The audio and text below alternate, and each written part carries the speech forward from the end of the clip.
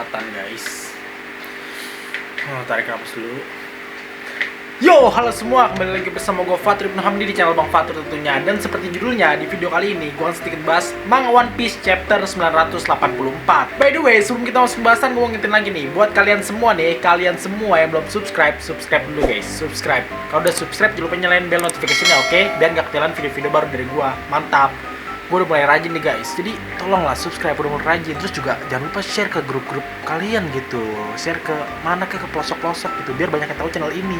Ayo kita tembusin buat ini 20.000 gitu. Gue udah mulai rajin, setiap minggu pasti ada video, mantap.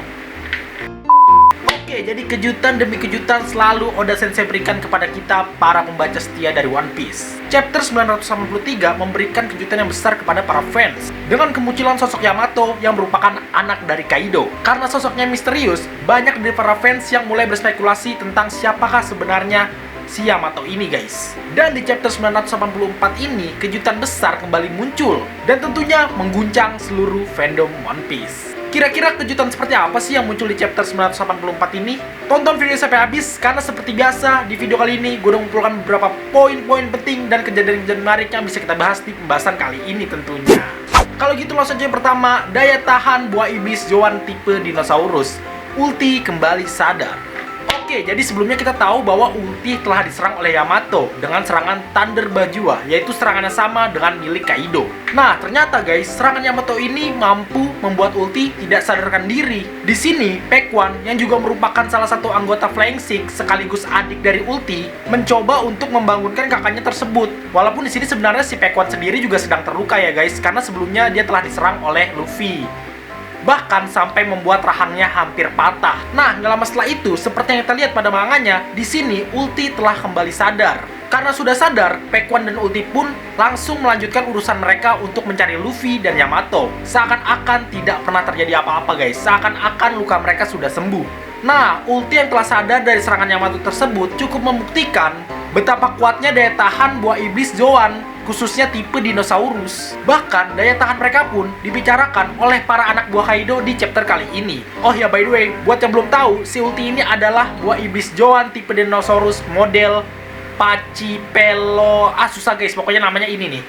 Namanya ini, terus dinosaurusnya kayak gini. Ya, kayak gitu pokoknya modelnya. Yang dimana keunggulan dari dinosaurus ini berada pada kepalanya yang keras. Makanya di chapter sebelumnya kita sempat melihat Ulti yang beradu kepala dengan Luffy dan mereka pun seimbang karena kepalanya sama-sama keras guys. Sedangkan untuk Pac-One sendiri, seperti yang sudah kita lihat di animenya, dia adalah Zoan Dinosaurus model Spinosaurus. Lanjut yang kedua, para penyusup berhasil menyusup ke dalam pesta. Oke, selanjutnya kita berpindah tepat ke Kubah Tengkorak, yang dimana di sana adalah panggung tempat Orochi dan Momonosuke berada. Seperti yang kita lihat di manganya guys, di sini Orochi memamerkan Momonosuke yang sudah babak belur di hadapan para anak buahnya Kaido. Di sini Orochi juga menceritakan apa yang terjadi pada Momonosuke 20 tahun yang lalu.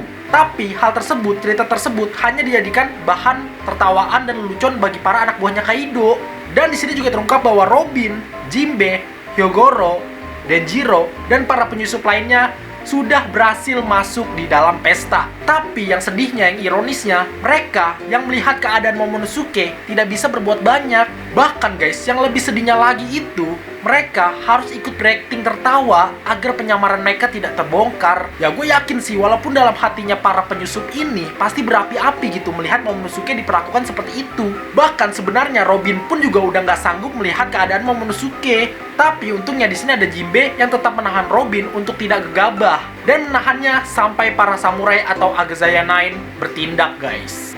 Gue sih yakin banget ya di sini tuh Denjiro tuh hatinya pasti udah berapi-api gitu ngelihat Momonosuke diperlakukan seperti itu. Babak belur coy, anak bocah. By the way, si Jinbe guys mau nyamar kayak gimana wujudnya juga tetap kelihatan anjir, kocak dah.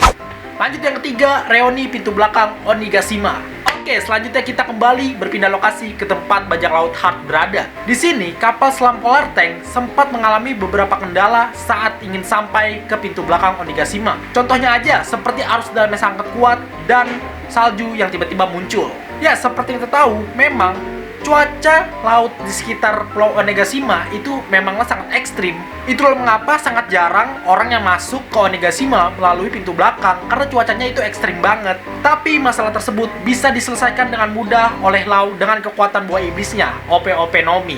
Ya, dengan seamlessnya di sini, bajak laut Heart dan Akazaya 9 akhirnya telah berhasil sampai di pintu belakang Onigashima. Setelah sampai di pintu belakang Onigashima, tanpa diduga, ternyata kedatangan mereka bersamaan dengan kedatangan kelompok Nekomamushi. Di sini pun juga terlihat Marco ada di sana. Tapi, si Marco ini langsung kembali ke lautan, guys. Karena pada saat itu dia merasa bahwa dia melihat bayangan aneh yang berada di lautan. Dan feeling gue kayaknya bayangan aneh yang dikira Marco ini adalah Perospero. Kan di chapter sebelumnya kelihatan tuh kalau si Perospero lagi di lautan, ingin menuju Pulau Onigashima. Kalau Perospero ketemu Marco, apakah akan terjadi pertarungan di sana? Atau malah guys, Perospero akan mengajak untuk beraliansi sementara? Karena kan seperti yang kita tahu ya, di chapter sebelumnya itu, si Perospero ini telah terungkap dia tuh nggak setuju sama aliansi Big Mom dan Kaido. Dan dia pun juga memiliki tujuan untuk menghancurkan aliansi tersebut. Nah, untuk mencapai tujuan tersebut, apakah di sini Perospero akan mengajak Marco beraliansi untuk sementara? Bisa aja kan guys. Oke, sekarang kita kembali ke pintu belakang Onigashima. Ya, ada hal yang cukup mengejutkan di sini. Ternyata Nekomamushi datang tidak hanya membawa Marco, tapi dia juga membawa Izo. Di sini Nekomamushi mengatakan bahwa Marco mengetahui tempat Izo berada. Jadi dalam perjalanan mereka sekaligus menjemput si Izo, guys. Dan tentunya momen ini menjadi reuni yang cukup mengharukan bagi Izo dan juga Akazaya 9. Khususnya untuk adiknya, Kiku. Bahkan di sini Kiku sampai tak bisa menahan tangis melihat kakaknya yang kembali ke kampung halaman. Ya, kedatangan Izo tentunya menambah kekuatan aliansi Luffy. Karena kan seperti yang kita tahu, Izo itu merupakan salah satu komandan bajak laut Shirohige. Jadi kemampuannya pun pasti juga dibutuhkan dalam perang Wano kali ini, guys. Lanjut yang keempat, Kaido bergerak, Momonosuke terancam. Oke, selanjutnya kita kembali ke dalam istana. Kaido yang saat itu mengetahui Big Mom sudah mulai sampai, akhirnya pun tergerak, guys. Di sini Kaido dan para komandannya datang ke tempat eksekusi Momonosuke sambil berkata bahwa dia akan memeriahkan eksekusi tersebut. Nyawa Momonosuke benar-benar terancam di sini, guys. Dia akan dieksekusi oleh Kaido dan juga Orochi. Ironisnya, seperti yang gue bilang tadi, para grup penyusup ini gak bisa berbuat banyak saat melihat Momonosuke diperlakukan seperti itu. Seperti kata Jinbe, mereka gak boleh gegabah agar penyamaran mereka tidak terbongkar. Jinbe yakin bahwa para samurai dan Lau akan datang untuk menyelamatkan Momo. Yang dimana seperti yang kita tahu, posisi mereka sendiri saat ini sudah berada di pintu belakang Onigashima. Tapi pertanyaannya guys, bagaimana kalau mereka nggak datang atau mereka telat gitu? Mungkin akan ada dua skenario yang sekiranya bisa terjadi, guys. Yang pertama, Jinbe dan para penyusup lainnya akan membongkar identitas mereka dan menyelamatkan Momo. Dan kemungkinan yang kedua adalah Momonosuke akan berubah ke wujud naganya dan melarikan diri. Kalau dibandingkan dengan skenario pertama, skenario kedua lebih memungkinkan, guys. Tapi masalahnya ada pada kondisi Momo saat ini. Dia sudah kritis gitu, sudah bonyok. Apakah dia masih sanggup untuk berubah? Ya pokoknya kalian yang punya opini atau teori jangan lupa tuliskan di komen ya. Gimana cara Momo bisa selamat gitu. Dan yang kelima, identitas asli Yamato. Nah, inilah momen yang paling mengejutkan menurut gua di manga One Piece chapter 984 ini, guys. Oke, jadi di chapter sebelumnya kita telah tahu bahwa Yamato telah membantu Luffy mengalahkan Ulti.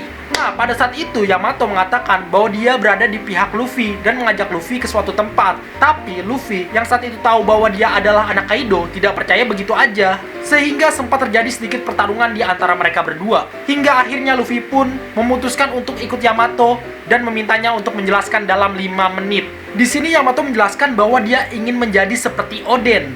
Bahkan karena keinginannya tersebut pun yang membuat dirinya dihajar oleh ayahnya, yaitu Kaido. Dia juga menjelaskan bahwa dia ada pada saat Oden dieksekusi 20 tahun yang lalu.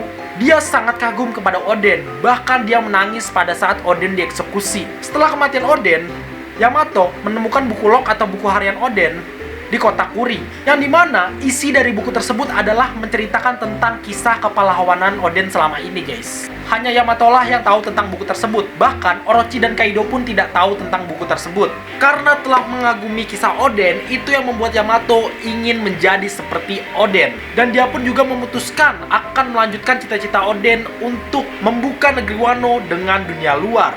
Dan itulah yang menjadi alasan kenapa si Yamato ini ingin mengajak Luffy untuk bekerja sama, guys. Tapi guys, bagian menghebohkannya ada pada akhir chapter. Yang dimana pada akhir chapter ini, akhirnya kita mengetahui identitas dan wajah asli dari Yamato. Ya, pada akhir chapter, di sini Yamato terlihat membuka topengnya. Dan seperti yang kita lihat guys di manganya, di sini ternyata Yamato adalah seorang wanita. Wadaw, gila gak tuh? Kita di prank lagi sama Oda coy. Sumpah di prank lagi, gila gitu. Memang bukan Oda Sensei namanya kalau bukan Raja Plot Twist. Sumpah, di prank coy, kita di prank. Padahal ya guys, pada chapter-chapter sebelumnya tuh kita digiring buat percaya bahwa Yamato adalah putra Kaido, bukan putri. Putra coy, putra. Kita digiring seperti itu. Tapi kenyataannya beda, ternyata dia cewek dong. Aduh. Terus kenapa sekarang berubah 180 derajat coy? Orang awam juga nggak bakal nyangka kalau Yamato itu adalah cewek. Lu bayangin aja ya, dari namanya aja udah Yamato gitu, nama cowok. Gimana kepikiran kalau dia itu cewek? Memang gila Oda Sensei, Anda gila ya Oda Sensei, Anda memang gila. Namanya tuh udah cowok banget gitu, Yamato, udah nama cowok banget. Coba lu sebutkan cewek Jepang atau karakter anime lah yang cewek gitu, yang namanya Yamato, yang pakai nama Yamato. Coba kalau ada lu tulis komen di bawah. Jarang banget, sumpah jarang banget cewek pakai nama Yamato. Sekalinya ada paling cowok gitu. Gokil memang Oda, gokil Anda gokil Oda. Bahkan guys, sebelumnya yang lebih parahnya lagi. Ini kocak sumpah. Yang lebih parahnya lagi, sebelumnya ada beberapa dari Oplover yang berteori bahwa Yamato adalah Oden, sumpah Oden. Dari mana Oden? Oden, bapak kau tuh Oden. Maaf guys, maaf, bercanda doang, sumpah bercanda doang, bener dah. Oden mah ini ya, Oden bapaknya Momonosuke. Kok Momonosuke sih anjing? Momonosuke. Goblok Momonosuke itu saha. Terus kalau dia cewek, kenapa di chapter sebelumnya dia mengatakan kalau dia adalah putra Kaido? Ya ternyata ada alasan dibalik itu guys. Di sini Yamato menjelaskan bahwa itu semua karena Oden. Kan kita tahu nih si Oden ini adalah laki-laki. Nah itu jugalah yang membuat si Yamato ini ingin menjadi laki-laki. Makanya di chapter sebelumnya dia mengaku sebagai putra Kaido. Ibaratnya tuh dia ini udah fanatik banget sama Oden. Bahkan sampai jenis kelaminnya pun pengen diikutin guys. Nah karena si Yamato ini pengen jadi laki-laki, tiba-tiba muncullah di otak gua, apakah nantinya si Yamato ini akan menemukan atau mencari Ivankov agar dirinya diubah menjadi laki-laki? Aduh, udah gua nggak bisa ngebayangin dah, udah aneh dah, nggak bisa ngebayangin. Jadi Oda please lah Oda Sensei, udah ya Yamato dibuat kayak gini aja gitu, jadi cewek gitu, enak dilihatnya. Udah ya, please Oda ya, jangan diubah-ubah gini aja gitu, oke? By the way, di sini Yamato juga berkata bahwa Luffy mengingatkannya kepada Ace. Nah, dari kalimat ini juga lah yang menjelaskan bahwa dulunya Yamato pernah bertemu dengan Ace. Ya, karena kan seperti yang kita tahu ya guys, Ace pun sebenarnya pernah mampir ke Wano. Dan mungkin itulah momen dimana si Yamato ini bertemu dengan Ace. Oh ya, gue punya satu teori lagi nih guys. Kan kita tahu ya, si Yamato ini fanatik banget sama Oden. Semua hal tentang Oden pengen dia tiru. Terus kita juga tahu kalau si Oden itu adalah salah satu kru Raja Bajak Laut. Dan Oden pun juga pernah melihat harta karun One Piece. Nah, karena si Yamato ini fanatik banget sama Oden, jadi ada kemungkinan bahwa Yamato juga akan berpetualang mencari One Piece sama seperti Oden. Nah, dari sinilah muncul rumor yang mengatakan bahwa nantinya Yamato akan menjadi kru ke-10 yang akan direkrut oleh Luffy ke dalam bajak laut Mugiwara. Kalau menurut kalian gimana nih guys? Kalian setuju gak kalau Yamato ini bergabung dengan Mugiwara? Kalau gue sih karena dia cewek ya, gue setuju-setuju aja gitu. Masa dapetnya cowok mulu, krunya cewek lah banyakin. Ya pokoknya kalau kalian punya opini dan teori tentang si Yamato ini, jangan lupa tuliskan di komen, oke? Ya itu aja sedikit video pembahasan gue tentang manga One Piece chapter 984. Terima kasih telah menonton video ini. Jika gue ada salah kata, mohon maaf. Dan sekiranya ada yang kurang, bisa kalian komen sendiri di kolom komentar, oke? Dukung terus channel Bang Fatur dengan cara di subscribe. Karena dengan subscribe itu artinya kalian sudah berpartisipasi dalam mengembangkan channel ini. Dan gue pun juga makin semangat bikin video ke depannya. Kalau udah subscribe, jangan lupa nyalain bell notification-nya, oke? Jangan lupa untuk like and share juga. Terus gak ketinggalan buat follow IG gue di @fatur1998 tentunya. Pokoknya stay tune terus, tunggu video selanjutnya dan terima kasih. Bye.